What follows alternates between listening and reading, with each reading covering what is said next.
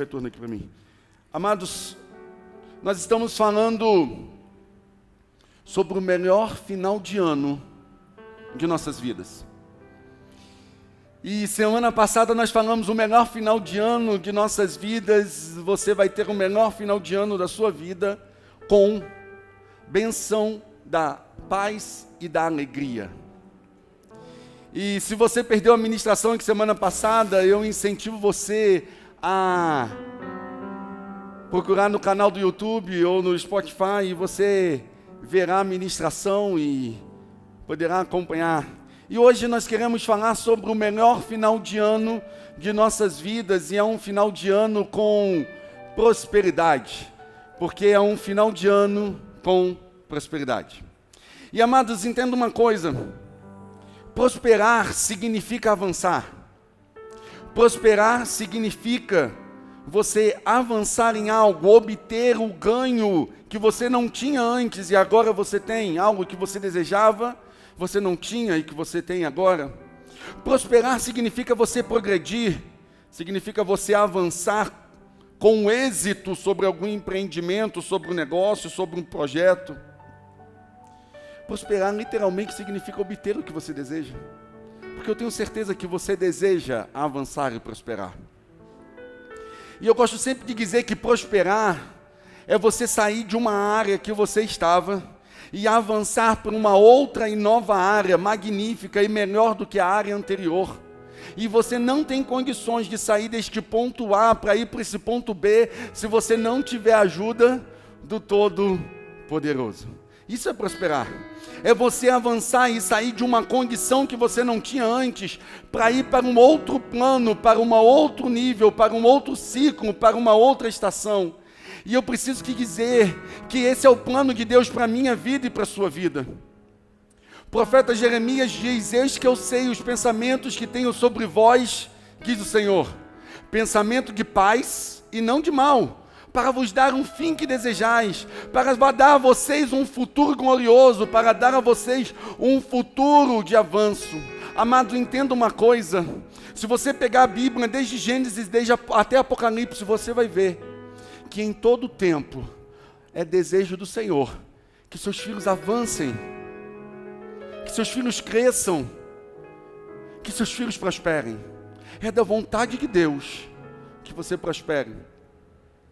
Mas algumas pessoas, e quando nós falamos sobre prosperidade na igreja, para alguns de nós hoje, isso tem uma conotação um tanto quanto negativa e pejorativa, porque muitos de nós aqui já vimos e já até mesmo criticamos e até mesmo já fizemos apologia ao tal do evangelho, da teologia da prosperidade.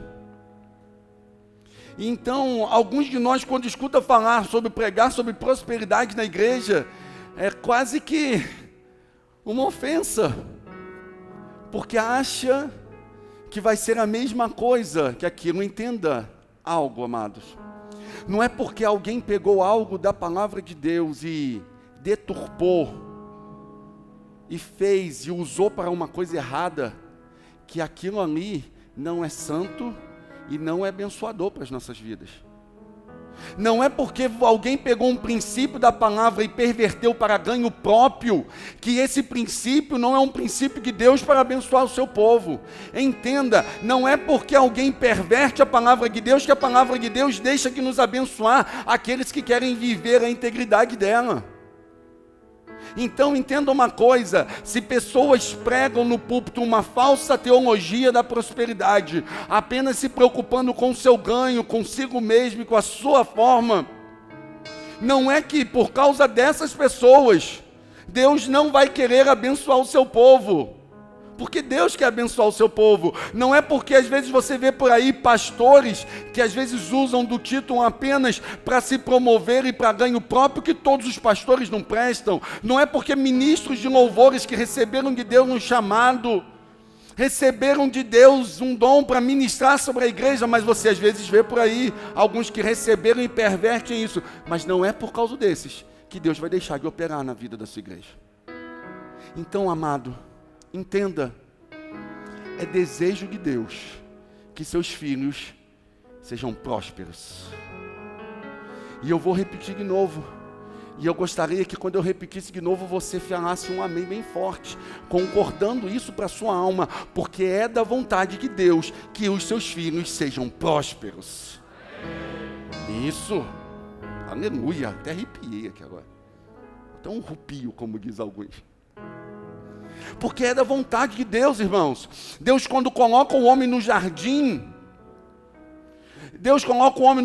nós lemos em Gênesis 1, e Deus disse: olha, vocês sejam férteis e multipliquem, avancem, prosperem, encham a terra, cresçam, saiam do nível que você está e vai para um outro nível, avance naquilo que eu estou falando para você. Meu amado, em nome de Jesus, entenda, em nosso DNA existe um código de prosperidade escrito, porque é da vontade de Deus que seus filhos sejam prósperos, é da vontade de Deus que seus filhos prosperem, que seus filhos sejam abençoados, é da vontade de Deus que você seja uma pessoa extremamente próspera nele. Está no seu código. Deus que fez assim, para que você avance. É da vontade de Deus que você avance. Nós somos seres criados por Deus, que ama e deseja a prosperidade nas nossas vidas. Então, você pensar pequeno não ajuda o mundo que está à sua volta.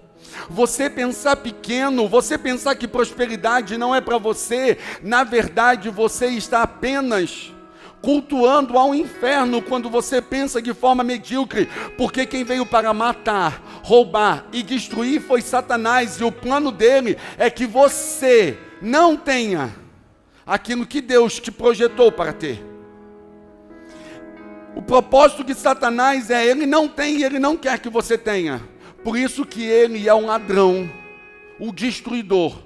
Mas graças a Deus, por intermédio de Cristo Jesus, que veio para nos libertar do poder das trevas e nos libertar de todas as obras do maligno e nos dar uma vida abençoada.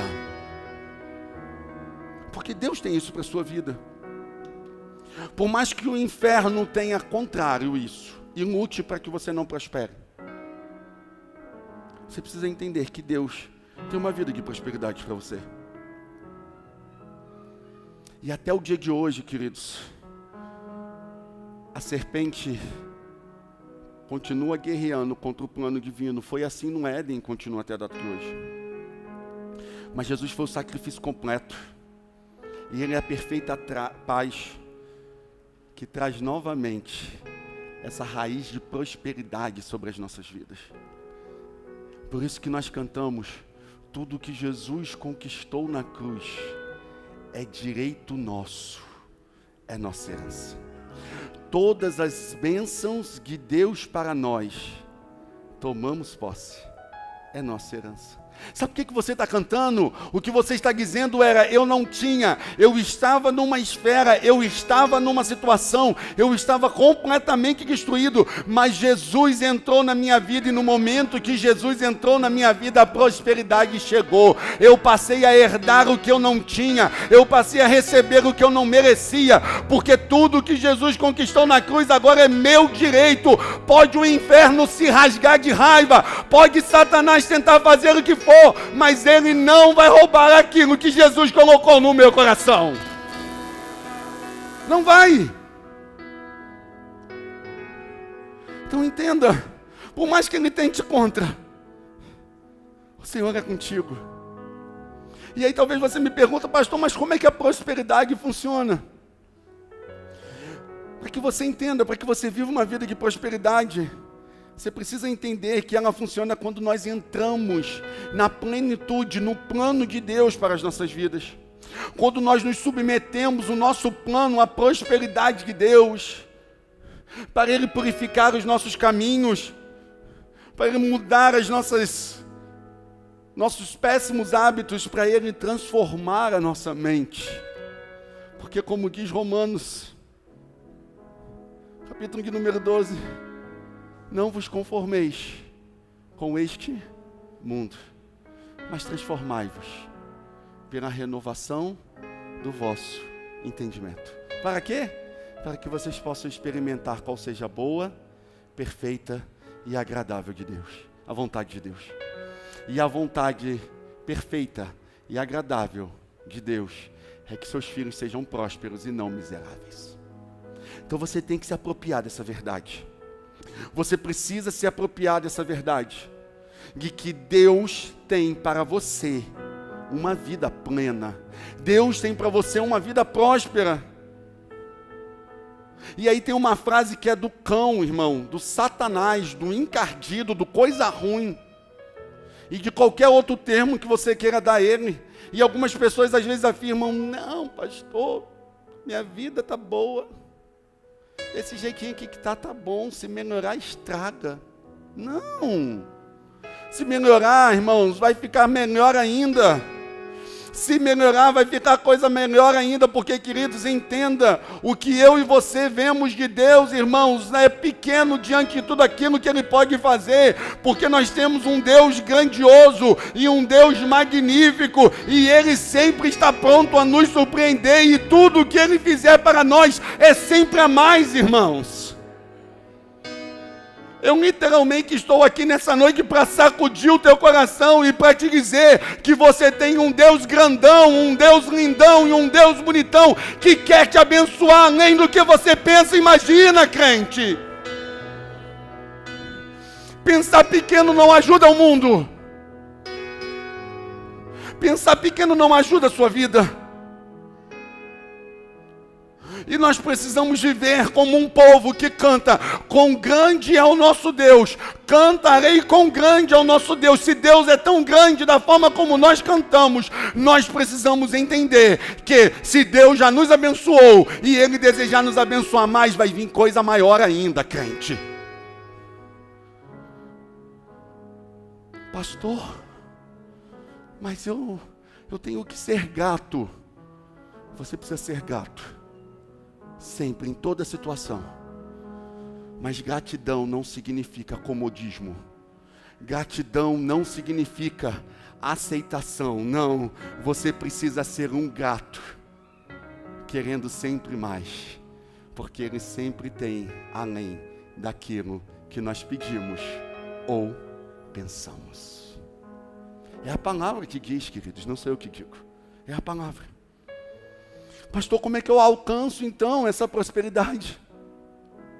Entenda uma coisa: alcançar a prosperidade, sair de um ponto para o outro com o Senhor, avançar em nível na vida.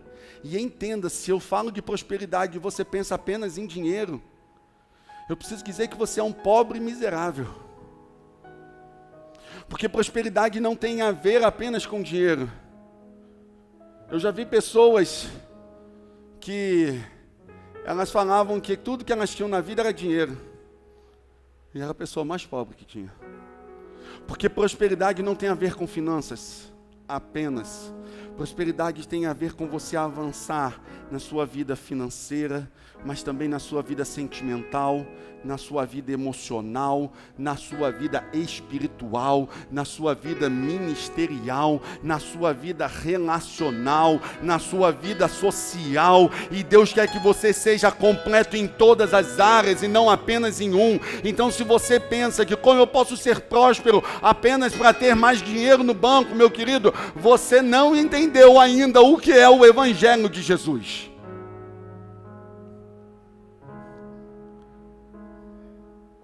Porque se fosse apenas por dinheiro, Jesus não teria morrido na cruz e não teria fundamentado uma igreja. Ele teria aberto o capital e criado um banco para emprestar dinheiro para aqueles seus seguidores. Não é para isso.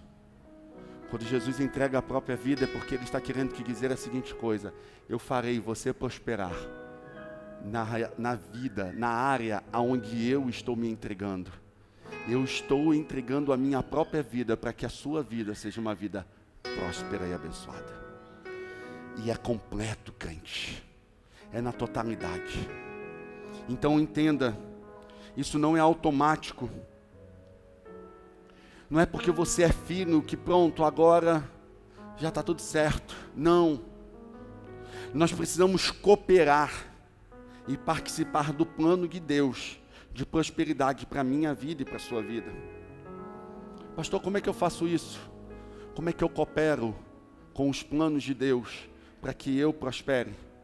Você coopera com os planos de Deus para que você prospere, vivendo princípios deixados por Deus. Eu já conceituei o que são princípios. Princípios são ajuste de conduta, forma de viver, e todo princípio tem atrelado a ele uma promessa. Você cumpre princípios e Deus cumpre promessas. E você precisa entender que princípios são chaves espirituais que abrem os céus sobre as nossas vidas. E eu quero te trazer nessa noite 6 chaves, literalmente 6 chaves para que você prospere. 6 princípios para você prosperar, para que você entenda e prospere. E o primeiro princípio que eu quero que você entenda é: coloque Deus em primeiro lugar nas ações da sua vida. Busque, pois, em primeiro lugar o reino de Deus e a sua justiça, e todas essas coisas lhe serão acrescentadas. É um princípio, irmãos. Aí, eis um princípio: busquem, pois, em primeiro lugar o reino de Deus e a sua justiça. Qual é a promessa? E todas essas coisas lhe serão acrescentadas. A teoria é até bonito, você lê e você fala: eu a partir de hoje vou buscar em primeiro lugar a vontade de Deus, vou fazer o que Deus pede, mas na hora da prática que é complicado. Porque nós vivemos num mundo completamente relativista, e um mundo onde cada dia mais você precisa se preocupar consigo mesmo. Um mundo onde livros de autoajuda vendem mais do que a Bíblia. Aonde palestras de coach chamam, não tenho nada contra coach, irmãos, mas tenho sim contra o coach que quer substituir a atuação do Espírito Santo e a vivência da graça do Senhor. Mas palestras de coach chamam mais atenção do que a ministração da palavra de Deus, que é viva e eficaz. E é quase uma utopia você viver na contramão desse mundo, sendo fiel e perseverante às escolhas de Jesus, acima das escolhas suas e externas. Busque, pois, em primeiro lugar o reino de Deus. Buscar, pois, em primeiro lugar o reino de Deus é fazer primeiro a vontade de Deus. Deus precisa vir antes da minha vontade e da sua vontade. O que Deus pede precisa vir antes do meu interesse pessoal e do seu interesse pessoal. O que Deus pede de mim precisa consumir o meu tempo antes das minhas próprias vontades. O relacionamento com Deus precisa vir antes de qualquer relacionamento. Busque, pois, em primeiro lugar o reino de Deus e a sua justiça, e as demais coisas vos serão acrescentadas. Quando você entende esse versículo, você entende o que é viver dependência. Você entende que não é você que faz por você, mas é Deus que faz através de você. E eu falava hoje pela manhã, irmãos, nós chegamos a uma fase da igreja,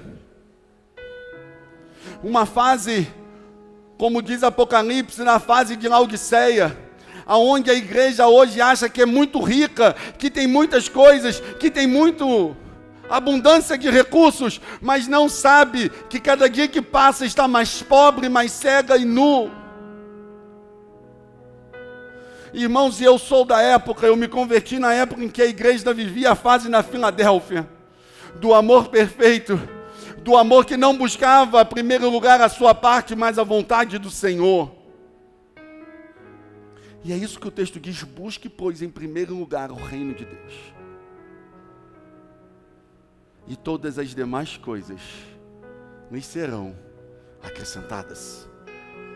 Pastor, o senhor está trazendo essa palavra como uma palavra de condenação? Não, Porque eu creio, irmãos, e eu sei, e em nome de Jesus eu tenho fé, que mesmo em meio à igreja na época e no momento de Laodiceia, a nossa vida, nós podemos ser uma igreja com o coração arrependido, e como diz o Senhor, eu falo isso para ti, Laodiceia, para que você se arrependa.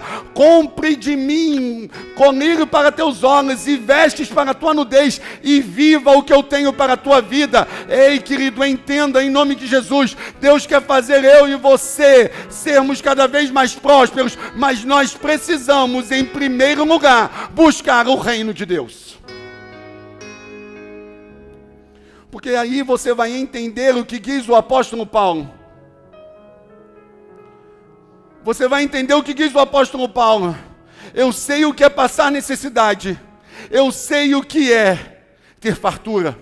Eu aprendi o segredo de viver contente em toda e qualquer situação. Seja bem alimentado ou seja com fome, tendo muito ou passando na necessidade. Sabe por quê? Porque eu posso todas as coisas naquele que me fortalece. Eu entendi que Deus, Ele está em primeiro lugar na minha vida.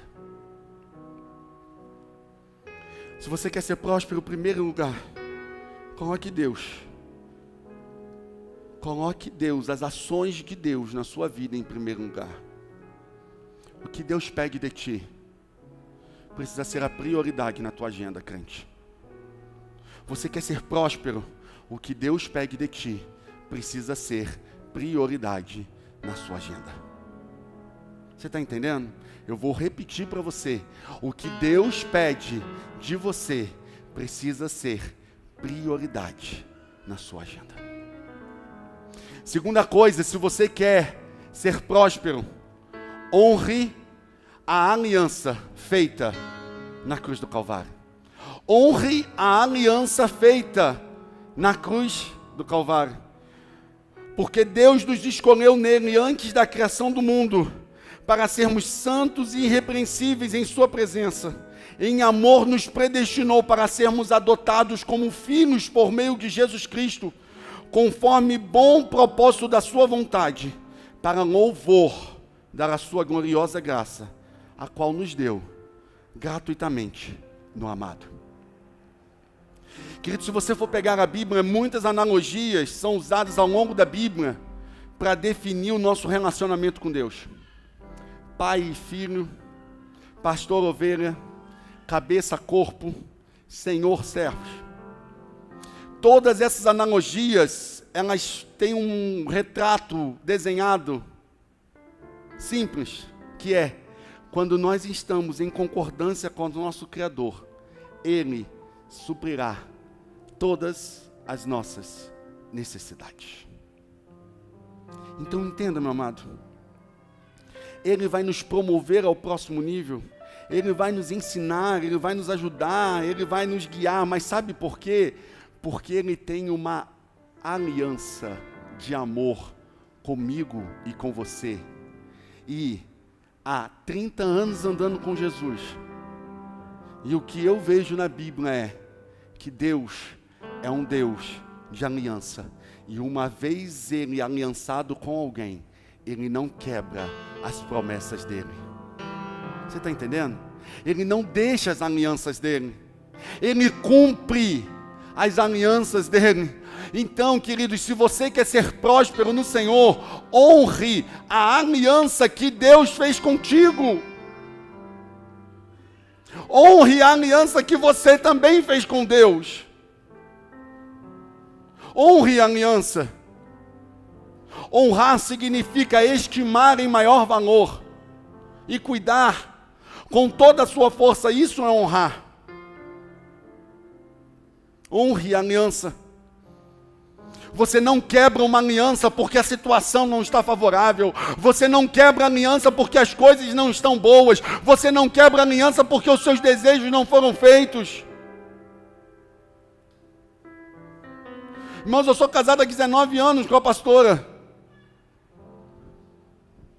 Você acha que todas as vezes que eu quis, os meus desejos foram satisfeitos?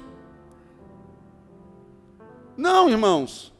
Você acha que todos os desejos delas foram satisfeitos? Claro que não. E se você é solteiro e está achando que vai casar e vai ter todos os seus desejos satisfeitos, eu tenho algo a te contar.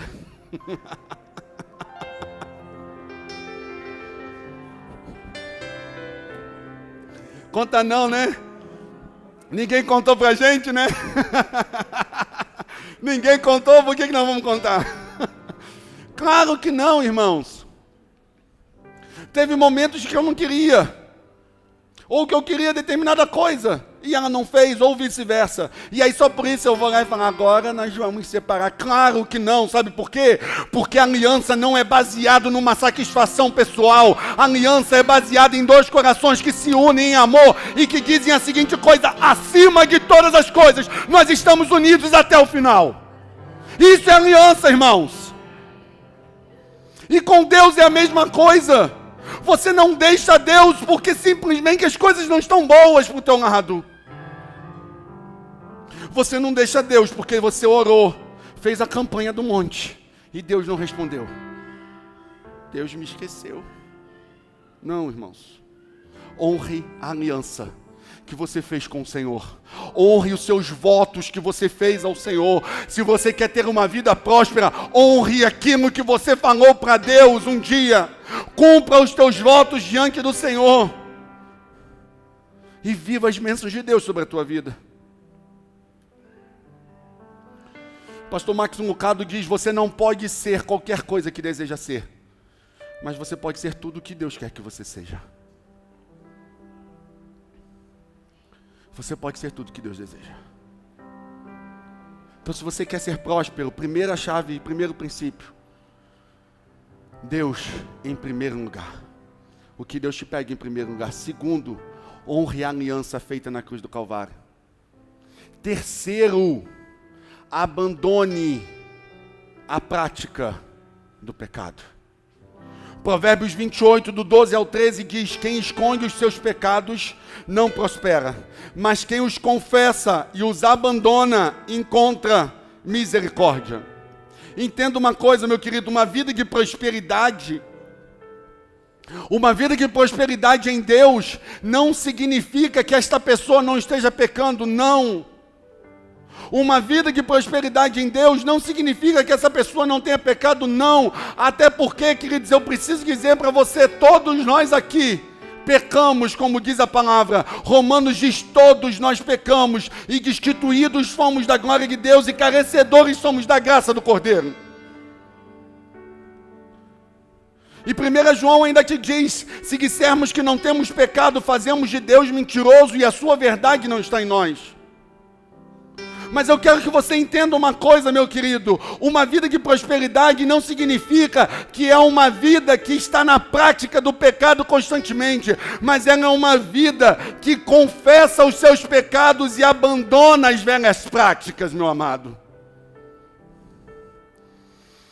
Uma vida que prospera é uma vida que não vive mais na prática e no prazer do pecado, mas o pecado agora se tornou apenas um acidente de percurso na vida dela. Ela não tem mais o desejo, nem tem mais a vontade na prática do pecado.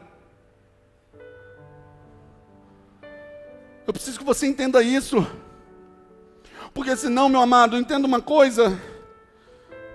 E vocês sabem, eu sou muito verdadeiro. Não adianta vocês pedirem prosperidade ao Senhor. Não adianta vocês falarem com o Senhor, falar, Senhor, eu quero prosperidade, eu quero que o Senhor me abençoe. E o pastor disse que o Senhor quer me abençoar, Ele quer te abençoar. Mas não peça a Deus para abençoar um projeto podre, uma alma apodrecida, uma vida que está completamente entregue ao pecado e que não luta mais contra a prática do pecado. Porque Hebreus capítulo de número 12 diz, sem santificação ninguém verá o Senhor. E entenda, não vai ver no céu não, você não vai ver Deus agindo nos seus projetos aqui na terra, se você continuar vivendo uma vida de pecado.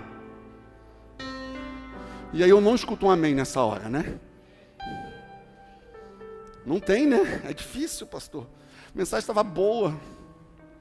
Só precisa entender, pastor. A Indígenas é uma igreja atual, parede preta.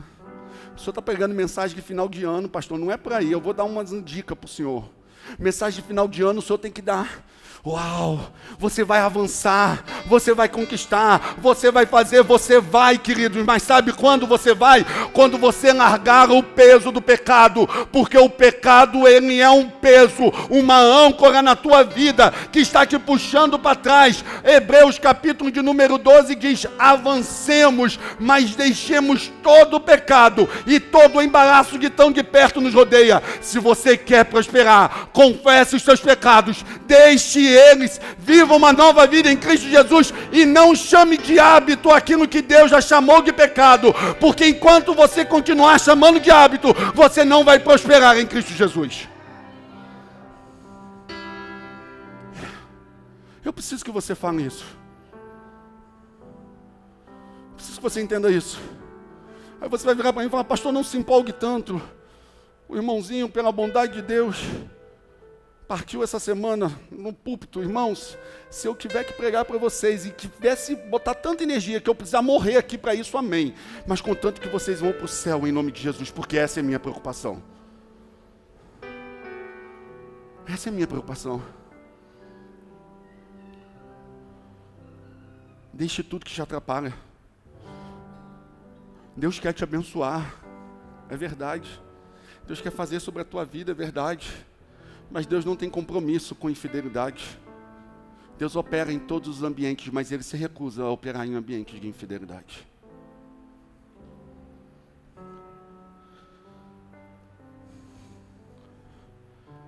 É momento de você jogar fora a prostituição. É momento de jogar fora a prostituição.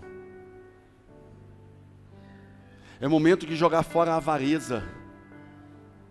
O querer só para si, viver só para você, não pensar nos outros e nem ninguém, só para você e só para você, o avarento. Tem pessoas que falam, Senhor, me abençoa.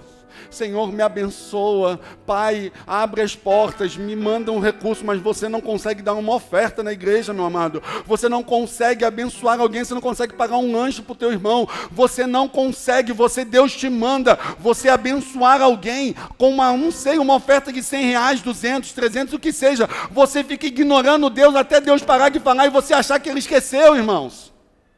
Isso é avareza. Abandona a prática do pecado. Se renda à vontade do Senhor.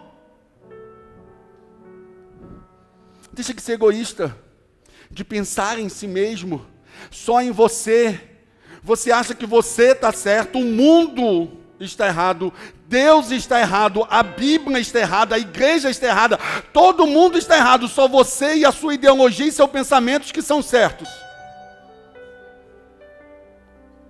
Isso é egoísmo, porque você acha que você é autossuficiente, e se você é autossuficiente, então faz o seguinte, vai você, morre na cruz por você, e entra no céu com a sua autossuficiência.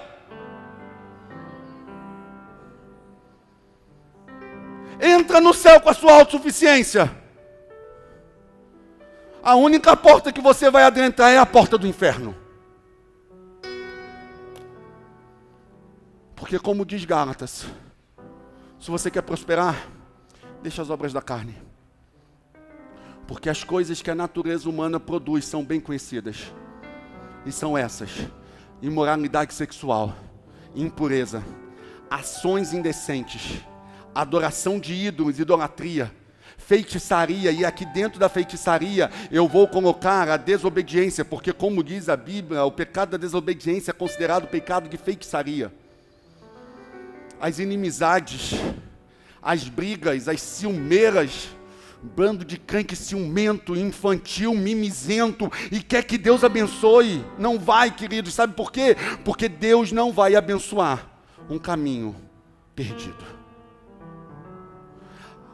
Acessos de raiva, ambições egoístas, desunião, divisões, invejas, bebedeiras, farras e outras coisas parecidas. E eu repito, e mais uma vez vou dizer, como diz o apóstolo Paulo, desses, quem faz essas coisas, não receberão o reino de Deus. você não vai ver Deus operando na sua vida. Não adianta. Você pode ir para a campanha, você pode ir para o monte, você pode botar os 318, 368, 348, 4.999 pastores para orar por você. Não vai acontecer. Sabe por quê? Porque Deus, Ele é todo poderoso e Ele não opera num ambiente de infidelidade. E eu vou te falar uma coisa: se você está vivendo essas coisas e se você está achando que está prosperando, eu preciso te dizer que é Satanás que está enganando você, porque Deus não tem parte com essas coisas. E eu digo hoje a vocês, crentes, querem prosperar, arrependam-se em nome de Jesus.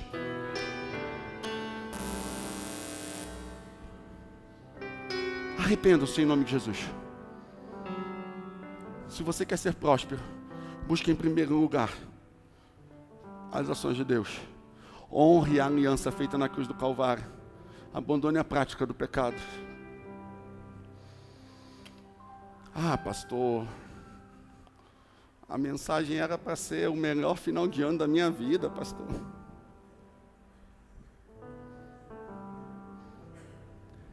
E por que não vai ser? Hebreus diz: nenhuma correção num primeiro momento é coisa de felicidade e de alegria, mas depois produz o seu efeito estimado. Pode estar doendo agora, mas 2024 vai ser extraordinário, porque você vai viver o que Deus está te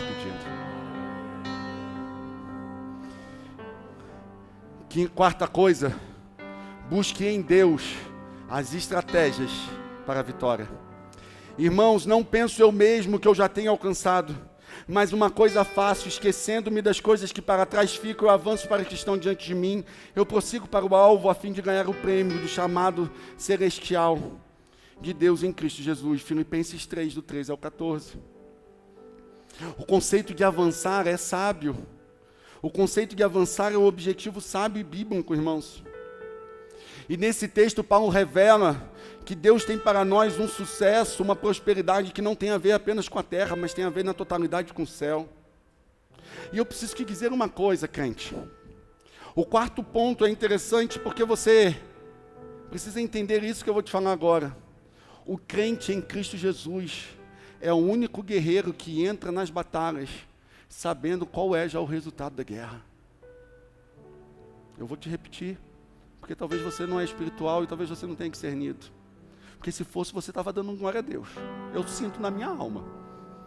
Porque o crente é o crente em Cristo Jesus é o único que inicia uma batalha, já sabendo o resultado, porque em todas essas coisas, nós somos mais do que vitoriosos por aquele que nos amou. Você já sabe o resultado, então sabe o que você precisa buscar em Deus? As estratégias para viver o processo. Porque a vitória já é garantida pelo sangue de Jesus, irmãos. Ele já me garantiu a vitória. Eu já sei o resultado. Eu agora só preciso dele na estratégia do processo. Por isso que ele diz: Ei, no mundo vocês terão aflições, mas tem de bom ânimo, porque eu já venci o mundo e vocês em mim também já venceram. Então, meu amado, se você pensa no processo que é impossível, busque de Deus e Ele vai te falar que todas as coisas é possível nele. Se você está cansado e está perdendo visão da vitória e da promessa, eu preciso te dizer que Ele hoje vira para você e diz que é Ele que te renova, é Ele que dá força. Se você fala: ninguém me ama, eu não posso viver isso, o Senhor te diz: eu te amo, e eu estou contigo nesse processo, eu estou contigo nesse tempo. Se você diz: eu não tenho condições alguma, eu não consigo viver, eu não posso avançar para isso, o Senhor diz: continua caminhando para a vitória, porque a minha graça é suficiente e eu estarei com você todos os dias. Então, crente, entenda, em nome de Jesus, em Jesus nós agimos com base na vitória, porque ela já é certa. Nós agimos já sabendo que nós somos vitoriosos em Cristo Jesus, porque nele nós somos mais do que vitoriosos, porque, como eu já citei, em todas essas coisas nós somos mais do que vencedores por meio daquele que nos amou.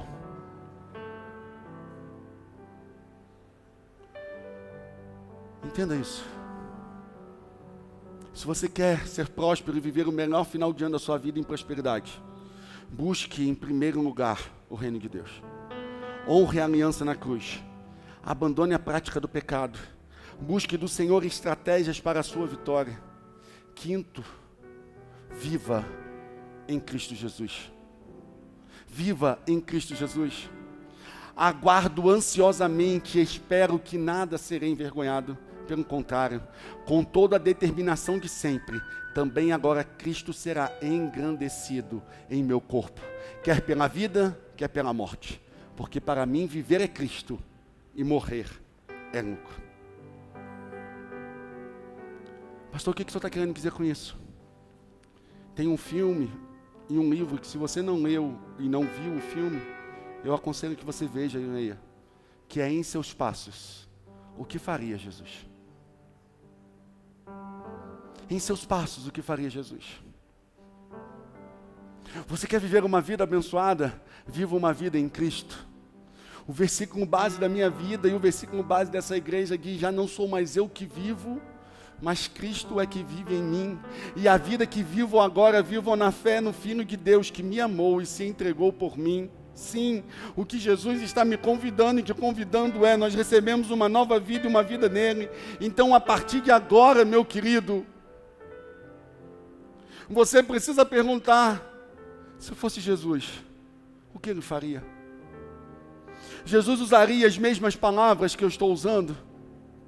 Jesus andaria nas mesmas companhias que eu estou andando? Jesus sentaria à mesa e teria determinadas conversas que eu estou tendo? Jesus agiria da forma como eu estou agindo?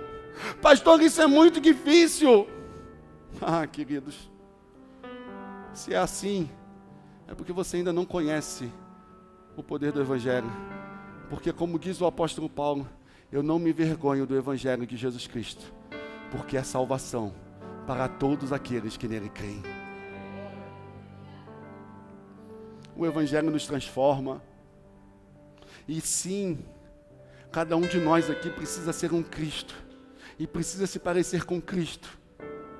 Porque se for assim, irmãos, porque se não fosse para ser assim, o que valeria de estar apenas, de estar aqui, todo domingo, toda quarta-feira, dizer que é crente, se não for para parecer com Cristo? Se você quer ter uma vida próspera e abençoada, viva como Cristo viveria. Haja como Cristo agiria. Pergunte-se nesse momento agora, e é uma pergunta retórica: Jesus faria o que você está fazendo? Se a resposta for não, arrependa-te. Volte e diga: Senhor, eu quero fazer o que o Senhor tem para a minha vida. Pastor, eu não dou conta e eu não tenho força. Eu preciso te lembrar de um princípio que nós acabamos de ler. Você pode todas as coisas naquele que te fortalece. A ação de vida que você acha que você não pode, o Espírito Santo está falando que você pode, porque Ele é tudo em você. Ele é tudo em você. E sexto e último princípio, e eu termino a ministração, abra caminho em direção à prosperidade. Como assim, pastor? Gênesis 1:12 diz: a terra fez brotar a vegetação, plantas que dão sementes de acordo com as suas espécies, e árvores cujos frutos produzem sementes de acordo com as suas espécies. E Deus viu que era bom. No terceiro dia, entenda, no terceiro dia, Deus criou a lei da semeadura.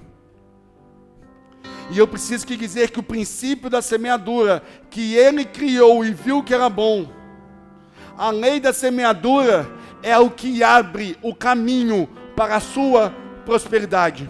Se você quer ser próspero, você precisa entender que você vai recolher tudo aquilo que você estiver semeando. Se nós semearmos vento, nós colheremos tempestade. Mas se nós semearmos amor e bondade, certamente nós receberemos uma árvore de amor e bondade muito maior do que nós somos capazes de suportar. Mas você precisa entender que a semeadura exige tempo de preparação.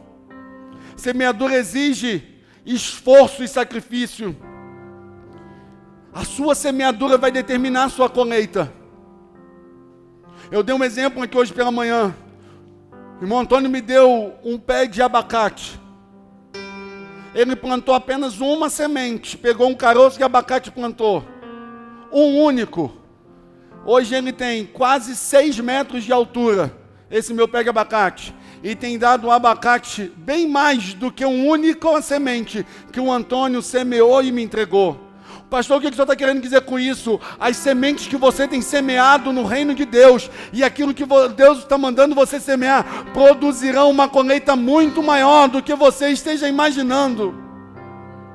Porque Ele tem uma medida recalcada, sacudida e transbordante para ser.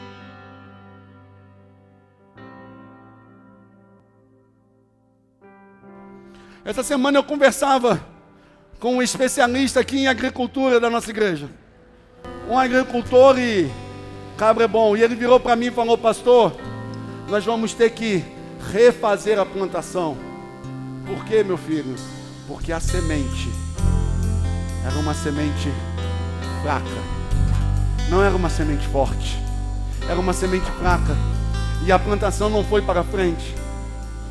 Pastor, o que o senhor está querendo dizer? Eu estou querendo te dizer que a qualidade da sua semente vai determinar a colheita que você vai viver. Sabe por que Deus é um Deus generoso? E sabe por que Deus colhe muito? E Ele é um Deus extremamente abençoador, porque Ele está disponível a fazer as sementes, as principais sementes e as maiores sementes. E o texto bíblico diz a seguinte coisa: porque Deus tanto amou o mundo que deu o seu Filho único, para que todo aquele que nele crê não pereça, mas tenha a vida eterna. Deus semeou o seu próprio Filho pela sua vida e pela minha vida. Então, meu amado, Deus semeou seu Filho. Ele semeou o que tinha de melhor para mim e para você. E eu pergunto para você essa noite: qual é o tipo de semente que você vai escolher?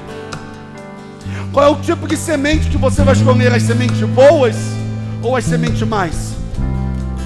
Você vai escolher da semente da mansidão, da misericórdia, do amor ao próximo, da compaixão, da generosidade?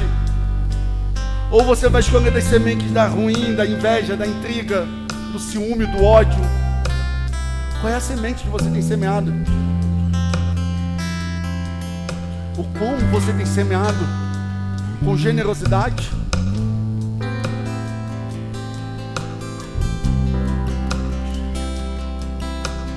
Se Deus hoje virasse para você e falasse assim: entrega uma oferta, entrega um salário, faça alguma coisa, você estaria disposto?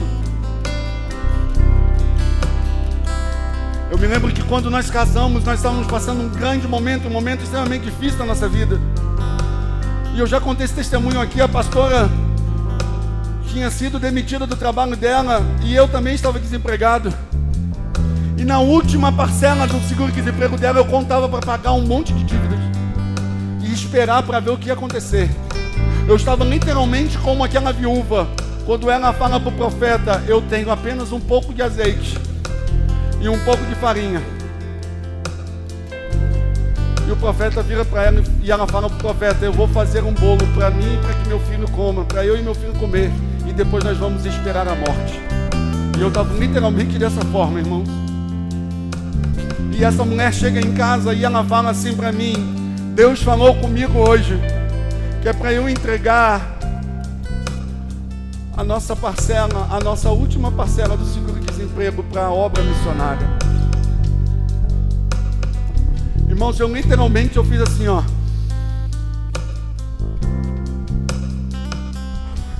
E falei para ela: entrega. Porque isso já não pertence mais a gente. O Senhor já mandou fazer, entrega. E você vai virar para mim e falar: pastor, mas o Senhor entregou de boa vontade. Não, irmãos. Eu preferi obedecer do que sacrificar. E Irmãos, depois daquele dia, começou a aparecer recursos para a gente nem imaginar, irmãos. E nós ficamos durante 3 anos, eu e ela, desempregados, e Deus sustentou durante esses 3 anos, ao ponto de aparecer dinheiro na minha conta, e eu sem saber de onde vinha, e eu liguei para o banco e falei, cara, tem um depósito que eu não conheço, tem uma transferência na minha conta que eu não sei de quem é, e eu não consigo identificar, e o cara do banco virou para mim e falou, amigo, a única coisa que eu sei te falar, que é de uma cidade no interior da Bahia. E meu irmão, se você virar para mim e perguntar assim, pastor, quem o senhor conhece no interior da Bahia? Ninguém, queridos. Não posso nem dizer que foi uma igreja que eu passei lá para pregar, porque eu nunca nem preguei na Bahia, irmãos. Fica a hashtag, fica a dica. E Deus abençoou, irmãos.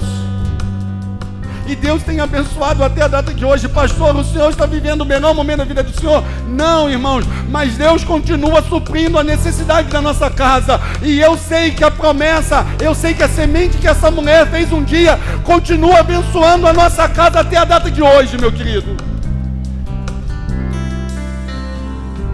O quanto você está disposto a fazer entregas? O quanto você está disposto a semear no reino? O quanto você está disposto a semear boas sementes?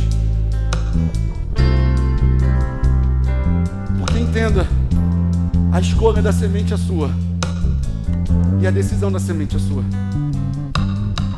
Quando você entender a lei da semeadura, você vai avançar no rumo da sua maturidade e da sua prosperidade. Fique de pé em nome de